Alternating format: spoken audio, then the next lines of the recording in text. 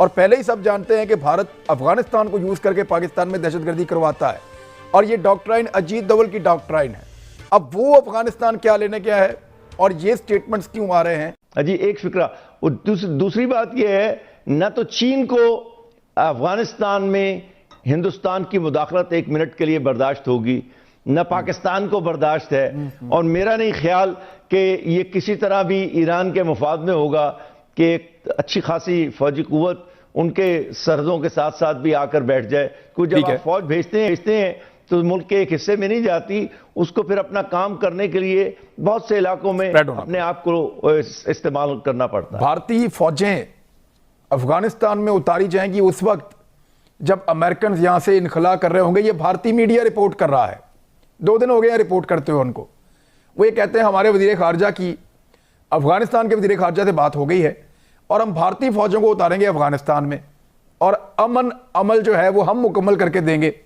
दूसरा, अजीत डोवल ने unannounced visit किया है अचानक से अफगानिस्तान का और मुलाकातें भी हो रही हैं, अफगान सदर से भी मिले हैं, बाकी लोगों से भी मिल रहे हैं। ये सारा कुछ इस वक्त अचानक ऐसे क्यों हो रहा है? तारिक पीरज़ादा साहब, exactly this question for you sir, आप इस पे रिप्लाई करें सर काइंडली। हाँ जी बिल्कुल, बहुत अच्छा किया कि आपने ये सवाल उठाया है। देखिए मैं 2-3 कलीदी बातें दिफा के हवाले से करना चाहता हूं। देखिए अफगानिस्तान की मजमूई सूरत हाल ऐसी है और जहां पे अमन मुज़ाकरात इस वक्त पहुंचे हुए हैं और जो अमेरिका जिनसे और जिस अफगानिस्तान से निकलना अमेरिका की मौजूदा ट्रंप तक की पॉलिसी के हिसाब से मैं कहता हूं उसके रूह से वो बहुत ज़रूरी है कि ये जो मुआहदात हैं, ये मुज़ाकरात का अमल जो है कामयाब हो, हुकूमत में तकसीम का फार्मूला तय हो और उसके बाद इलेक्शन हो और मामलात जो हैं अमन की तरफ जाएं। तो लिहाजा अमरीकी नुक्ता नज़र को ही मैं अगर सामने रखूं तो मुझे ये अजीत डोवल और इंडियन मीडिया का जो प्रोपेगेंडा है इसमें सिफर के बराबर भी जान नजर नहीं आती। क्योंकि अफगानिस्तान में हिंदुस्तानी फौज का उतरना, वो किसी बिलवास्ता शक्ल में असलहा देंगे, पैसा देंगे, मुदाखलतें करवाएंगे, लेकिन बराह रास्त अपनी फौज भेजना मेरा ख्याल है भारतीय हिकमत अमली का हिस्सा न थी और न है। और अब मैं शहजाद चौधरी साहब आपके पास लेकर आ रहा हूं कि अजीत डोवल भारत से ट्रैवल करके सीधा फ्लाई करके पहुंचे हैं अफगानिस्तान और ये गैर एलानिया उनका दौरा है। हालात की सूरत हाल आप समझ सकते हैं इस वक्त सिचुएशन क्या है। पाकिस्तान ने किस किस्म के सीरियस एलिगेशंस भारत पे लगाए, ना सिर्फ लगाए हैं बल्कि सबूत दिए हैं। और गैर एलानिया दौरा, वहाँ जाके उनके सदर को मिलना और फिर भारतीय मीडिया का 2 दिन पहले से ये लिखना शुरू कर देना कि भारतीय फौज अफगानिस्तान में उतरेगी जब अमेरिकी फौज अफगानिस्तान से इनखला करेगी। इस किस्म की पॉसिबिलिटी पे वो बात कर रहे हैं और पहले ही सब जानते हैं कि भारत अफगानिस्तान को यूज करके पाकिस्तान में दहशतगर्दी करवाता है और ये डॉक्ट्राइन अजीत डोवल की डॉक्ट्राइन है। अब वो अफगानिस्तान क्या लेने क्या है और ये स्टेटमेंट्स क्यों आ रहे हैं, इसके पीछे क्या? देखिए पहली बात तो ये कि अजीत डोवल का जो असर रसूख या भारत का असर रसूख जो कि अफगानिस्तान में, इसमें तो हमेशा कभी कोई शक नहीं रहा। ये कराची तक का जो है ना, चाबहार से लेके through Balochistan, all of Balochistan, Karachi तक का जो ये पूरे का पूरा एक्सेस है, ये एक्टिव था और उसकी वजह, उसके पीछे ये पूरे का पूरा रोल था अजीत डोवल का, इसकी सोच थी। एक तो ये एस्पेक्ट हो गया। दूसरा, आपको अफगानिस्तान के अंदर वहाँ पे पता है तकरीबन 60 से ज़्यादा कैंप्स आइडेंटिफाई हुए जहाँ पर के ये मुख्तलिफ ग्रुप जो हैं उनको वहाँ पे ट्रेन किया जाता है, वहाँ पे उनको रखा जाता है, वहाँ से उनको लॉन्च किया जाता है। 12 कैंप्स तो बिल्कुल बॉर्डर के साथ साथ है। 12 कैंप्स तो बिल्कुल बॉर्डर के साथ साथ हैं, जो बॉर्डर के साथ साथ उसकी डेप्थ में, जहाँ पर जी बिल्कुल, जहाँ पर लोगों को और जो लोगों को तैयार करके 60 के करीब ये डॉसियर बना जब पाकिस्तान का, तो उसके अंदर 60 से ज़्यादा ऐसे कैंप्स का इसका जिक्र हुआ। तो खैर एनीवे, तो वो तो एस्टैब्लिश्ड है। उसका वहाँ पे जाना, अफगानिस्तान का ताल्लुक होना भारत के साथ, ख़ास तौर पे अशरफ गनी साहब की हुकूमत का और उनके NDS का, ये बिल्कुल एक नोन चीज़ें हैं और हम इस पे साल से लिखते जा रहे हैं। और जो वहाँ पे बैठ के वो पाकिस्तान पे एक दूसरा फ्रंट खोले बैठे हैं, ये भी बिल्कुल एक एस्टैब्लिश जगह है। और हमें पता है कि वेस्टर्न फ्रंट को उन्होंने एक्टिव रखा हुआ है और वो इंडिया ने एक्टिव रखा हुआ है अफगानिस्तान की ज़मीन को इस्तेमाल करते हुए। और फिर उसके बाद किसी हद तक ईरान भी उसके अंदर मुलविस हो जाता है, बदकिस्मती से शायद उनका भी उतनी रेट अपने इलाके में नहीं है।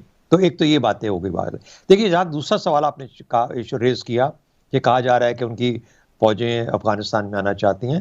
मेरा ख्याल है कि इसमें कोई अगर वो लाना चाहते हैं तो ला सकते हैं। यानी ये तो फिर ऐसा है, देखिए पहले रूस ने कब्जा किया सोवियत यूनियन ने, उनके साथ जो हुआ वो भी दुनिया के आगे है।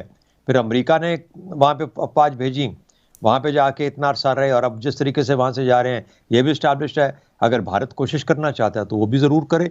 बहुत अरसा पहले कुछ साल पहले हमने ये एक डिस्कशन में ट्रैक 2 के लेवल पे इंडिया के साथ हमने ये पॉइंट रेज किया था। हमने कहा था कि भारत को चाहिए कि अपना रोल अदा करे बड़े मुल्क के तौर पे, और अफगानिस्तान में अफवाज अगर भेजना चाहता है, खासतौर पे जब अमेरिका के अफवाज का वजह निकलने का सोच बात हो रही थी, गो के ये हमने सर वो तो आप उनको जाल बिछा दे पुट होने के लिए तो कहने का मतलब ये है कि देखिए कोई फौज वहां पे जब जाती है तो वो कोई उनके लिए इतना आसान नहीं होता।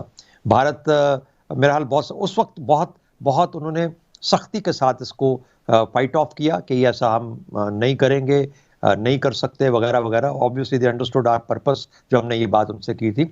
और देखिए बड़ी वाज़ेह चीज़ है कि कोई भी बाहर की फौज अफगानिस्तान में अपनी जगह नहीं बना सकती है। यही बुनियाद है वहाँ के झगड़े की। कोई और ये जो पाकिस्तान और अमेरिका के दरमियान में अफगानिस्तान पे जो बातचीत का अमल जारी है, उसकी बुनियादी जो वो है कि भारत को बता दिया जाए कि गंद ना करे वहाँ पे एनी मोर। हमारे इस तस्वीर के अंदर जो हम कोशिश कर रहे हैं, जो अमेरिका कोशिश कर रहा है, वहाँ पे गंद क्रिएट ना करे। लेकिन अशरफ गनी के पॉलिटिकल इंटरेस्ट से, और उसको वो पॉलिटिकल इंटरेस्ट भारत के साथ अपने कनेक्शन में भी नजर आते हैं, और भारत को साथ वो फिर वो खेल खेलता है मिलकर अशरफ गनी की जो हुकूमत है कि ताकि ये गंद रहे, अमेरिकी ना जा पाए और वहां पे उसकी हुकूमत किसी ना किसी तरीके से कायम सस्टेन करे।